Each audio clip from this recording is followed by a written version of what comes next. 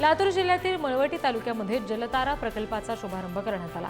या प्रकल्पांतर्गत शेतामध्ये जलतारा खड्डे करून पावसाचं पाणी जमिनीमध्ये मुरवलं जाणार आहे। एका खड्ड्यातून 4 महिन्यांमध्ये 3.5 लाख लिटर पाणी जमिनीमध्ये मुरून पाण्याची पातळी वाढण्यास मदत होईल। लासलगाव कृषी उत्पन्न बाजार समितीच्या मिरच्यांची आता आंतरराष्ट्रीय बाजारपेठांमध्ये सुद्धा निर्यात होते। लासलगावची ही मिरची लंडन, दुबई, कतार, ओमान आणि जर्मनीच्या बाजारपेठेमध्ये पोहोचली आहे। लासलगाव आता कांदाच नाही तर मिरचीच्या विक्रीचं सुद्धा महत्त्वाचं केंद्र म्हणून उदयास येत आहे। जालन्याच्या भोकरदन तालुक्यातील निमगाव शिवारामध्ये उन्हाळी बाजरीचं पीक बहरलंय। निमगावसह परिसरामध्ये सिंचनाची व्यवस्था उपलब्ध आहे, त्यामुळे या भागातील शेतकऱ्यांचा उन्हाळी बाजरीकडे मोठा कल दिसतोय। या भागातील शेतकऱ्यांनी मोठ्या प्रमाणात उन्हाळी बाजरीची लागवड केलेली आहे। वाशिम जिल्ह्यामध्ये वाढत्या तापमानाचा पपईच्या पिकांना फटका बसतोय। जिल्ह्याचा पारा 42 अंश पार गेल्यामुळे पपईची फळं करपून त्याच्यावर काळे डाग पडत आहेत, त्यामुळे मोठ्या खर्चानं वाढवलेली पपई अल्प दरात विकण्याची वेळ शेतकऱ्यांवर आली आहे। त्याचा शेतकऱ्यांना आर्थिक फटका बसतोय। हिंगोलीच्या कळंबोलीमध्ये पाणी टंचाईमुळे केळीची बाग जगवणं शेतकऱ्यांना अवघड झालंय।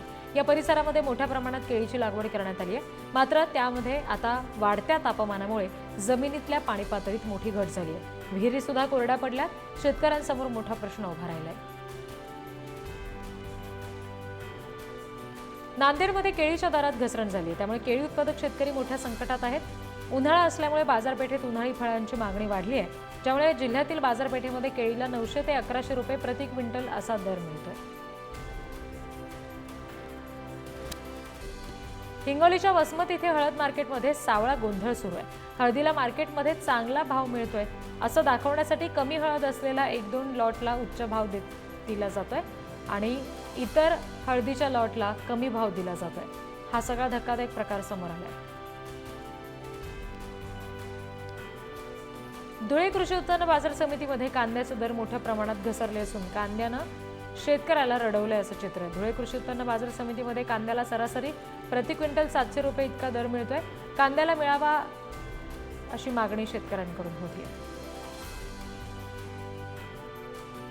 अमरावती जिल्ह्यामध्ये यंदा 7 लाख हेक्टरवर खरीप हंगामाची पेरणी केली जाणार आहे। खत बियाणं महाग होण्याची शक्यता आहे। यंदाही शेतकऱ्यांचा कल कापूस, सोयाबीन आणि तूर या पारंपरिक पिकाकडेच आहे।